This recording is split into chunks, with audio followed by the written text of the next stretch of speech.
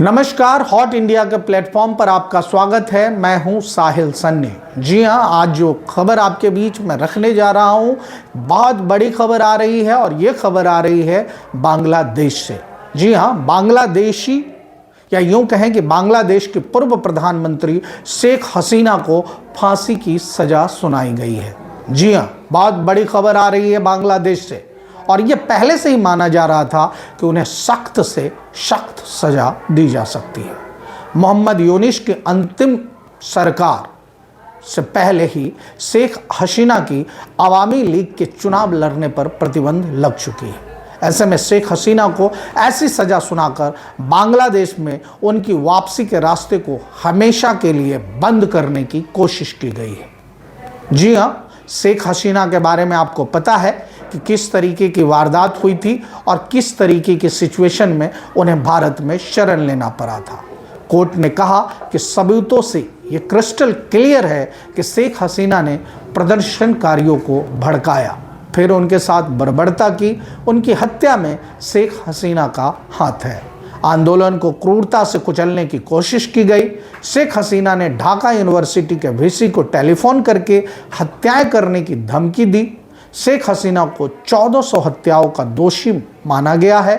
शेख हसीना के साथ गृह मंत्री को भी फांसी की सजा सुनाई गई है।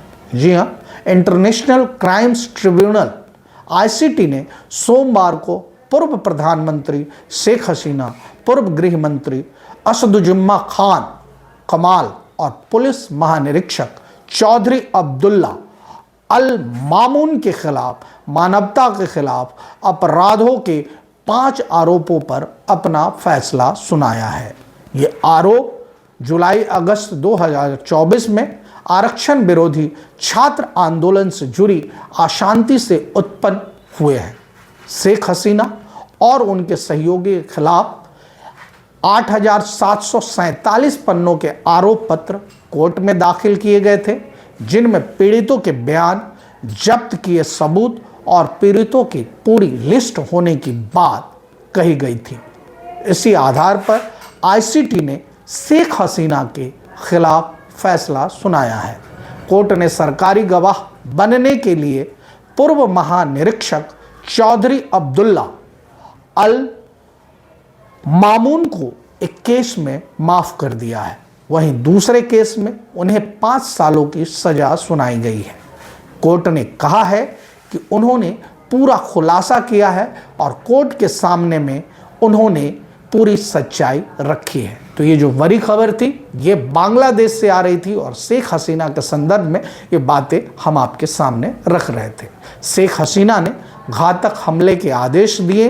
Court, international criminal court ICT ने बांग्लादेश के अपदस्थ प्रधानमंत्री शेख हसीना, पूर्व गृह मंत्री और पूर्व पुलिस महानिरीक्षक चौधरी अब्दुल्ला अल मामून पर जुलाई को लेकर अपना जो है फैसला सुना दिया है। इन तीनों के ऊपर विद्रोह के लिए उकसाने और विद्रोह के दौरान मानवता के विरुद्ध अपराध करने का आरोप लगाने वाले मामले में फैसला आया है। आईसीटी के न्यायमूर्ति गुलाम मुर्तुजा मौजूमदार की अध्यक्षता में अंतर्राष्ट्रीय अपराध न्यायीकरण 1 की 3 सदस्यीय पीठ ने फैसला सुनाया है।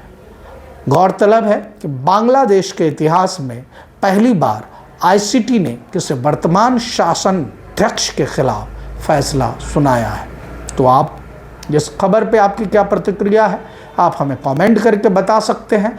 और अगर आप इसे YouTube पर देख रहे हैं तो आप इसे सब्सक्राइब करें। अगर आप किसी और प्लेटफॉर्म पर देख रहे हैं तो आप इसे फॉलो करें, शेयर करें और बने रहें इसी तरीके के देश की नेशनल और इंटरनेशनल खबरों के साथ। बहुत बहुत धन्यवाद, बने रहिए हमारे साथ।